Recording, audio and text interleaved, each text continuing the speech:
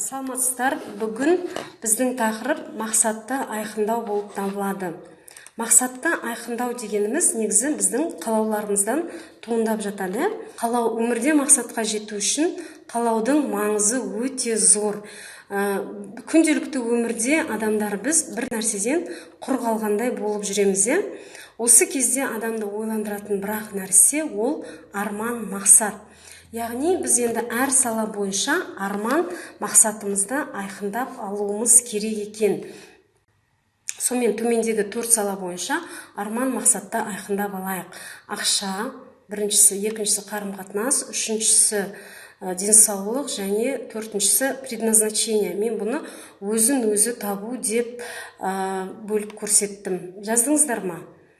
Ақша, біріншісі, екіншісі қарым-қатынас, үшіншісі денсаулық, төртіншісі өзін өзі табу, предназначение. Келесі жетістік формуласы. Мен келесі осы видеода енді жетістік формуласы туралы беретін боламын. Өз мақсатымызды айқындап алғаннан кейін бізде мынандай заңды сұрақтар туындайды.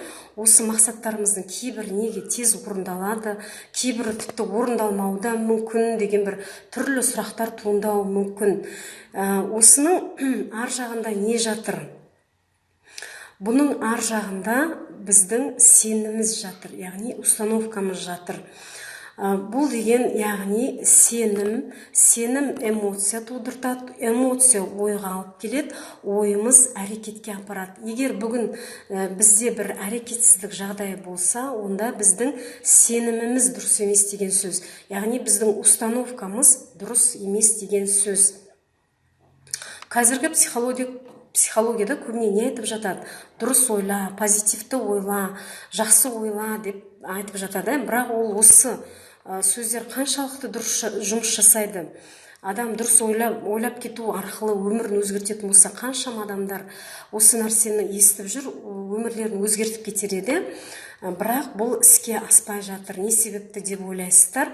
Айналып келген кезде ол жаңағы біздің ойымыздың артында сезіну, яғни эмоциямыз бар, сеніміміз бар. Осы сенім бізді қалыптастырады екен. Осы сенім біздің өмірге деген қарым-қатынас жағдайымызды анықтайды. Яғни біз кез келген бір істі оңай іске асырып жатырмыз ба, аспай жатыр ма, кез келген істеріміз бәрі осы біздің сенімге байланысты болып табылады. Енді мысалы көбіне қандай болады? Біз қиналыс кезде күйзеліске ұшырап жатамыз, адамдар. Осы күйзелістің пайдалы бір жағы бұл саналы түрде біз бір нәрсені дұрыс жасамай жүргенімізді білдіреді екен. Сонымен сенімді түсініп алу үшін біз сана деген нәрсені түсініп алу керек. Адамның ойында екі сана болады. Оның біреуі жай сана болса, екіншісі сіздің күнделікті өмірде ойлайтын түпкі санамыз, бейсана, түпкі сана. Бейсана бізді 90% басқарады екен. Яғни, егер біз бір нәрсені жасайын деп тұрып жасай алмасақ, бір нәрсені іске асырай алмай жүрсек, осының бәріне бір әрекетіміздің орындалу және орындалмауына осы бейсана 90% жауап береді екен. Адамдар біз осы бейсанадағы сенімдерге қатты беріліп сенеміз. Сол арқылы қадамдар жасаймыз. Енді осы бейсанадағы қатып қалған ақпаратты, қалыптасқан түрлі ақпаратты біз қайта жазып өмірімізді өзгерте алады екенбіз. Яғни бейсанадағы нәрсе ол біздің кішкентай кезімізден жазылып қалған түрлі ақпараттар, түрлі жағдайлар, бұлардың бәрін өзгертуге болады екен. Бірақ оларды қайта жазу үшін бізді санамызды дұрыс басқаруға әкелетін, яғни саналыққа әкелетін бір нәрсеміз кедергі болады екен. Ол өзін өзі кінәлі сезіну сезімі. Егер бізде осы күй болатын болса, өзін өзі кінәлі сезімі, онда біз ешқашанда бұл адамның үлкен жауы, ешқашанда жетістікке жете алмаймыз. Келесі видеода біз өзін өзі кінәлі сезіну сезіммен жұмыс жасайтын боламыз.